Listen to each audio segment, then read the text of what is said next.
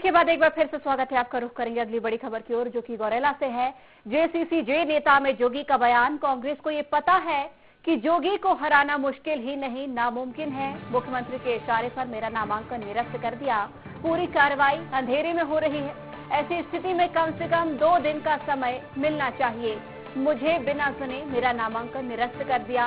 यहाँ पर कानून और संविधान का राज नहीं, केवल बदलापुर का राज चल रहा है। इन्होंने गैर कानूनी तरीके से हमें चुनाव के मैदान से अलग कर दिया। मरवाही के दिल से कभी भी जोगी परिवार को अलग नहीं किया जा सकता।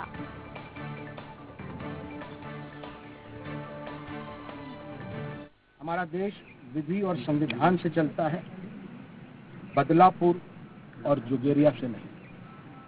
वो सोचते हैं कि कुश्ती अकेले लड़ेंगे और खुद ही जीतेंगे। जनता को इतना बेबस और बेवकूफ नहीं समझना चाहिए। खैर चलिए, सरकार ने ये तो माना कि जोगी को हराना मुश्किल ही नहीं नामुमकिन है। मुख्यमंत्री के इशारे पर मेरा नामांकन खारिज करना स्वर्गीय श्री अजीत जोगी जी और मरवाही की जनता का अपमान है। अपनी पूरी ताकत झोंक देने के बाद बस यही वो एक हथकंडा बचा था जिससे मुख्यमंत्री चुनाव में दिख रही अपनी निश्चित पराजय को कुछ समय के लिए और टाल सकते थे। जिला निर्वाचन अधिकारी ने मुख्यमंत्री के इशारे पर जोगी परिवार को मरवाही के चुनाव मैदान से भले ही अलग कर दिया है, लेकिन न्यायपालिका और जनता की अदालत से वे हमें कभी अलग नहीं कर सकते। सरकार कितनी भी कोशिश कर ले, हमें मरवाही की जनता के प्यार और आशीर्वाद से वंचित नहीं कर सकती है। पूरी कार्रवाई अंधेरे में की जा रही है। हमारे छत्तीसगढ़ में अब संविधान का राज, कानून का राज समाप्त हो चुका है।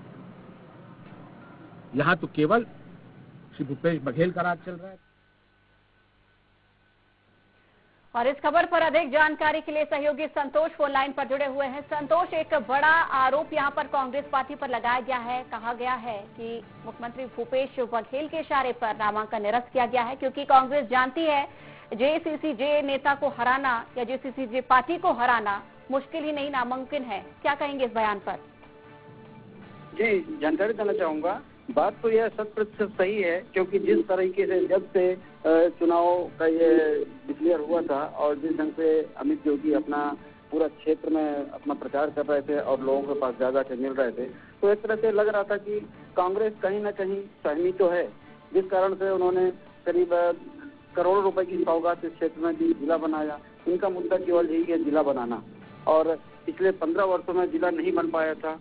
तो यह एक महत्वपूर्ण फैक्टर मान रहे थे, लेकिन उसके बाद भी कांग्रेस में अंदर से ही कुछ भय था कि इनके आने से हो सकता है बाजी पलट सकती है। और अधिकतर होता भी यही है, क्योंकि जिस ढंग से लोगों के रुझान आ रहे थे कि इस बार हम भैया को ही वोट देंगे, भैया को ही देंगे, तो उनको और डर लग रहा था, जिसके कारण ये सब हुआ। और सबसे बड़ी बात तो यह संत कुमार नेताम को इसकी पावती, इसकी सूचना मिल जाती है, लेकिन अमित जोगी को सूचना इसकी नहीं दी जाती है।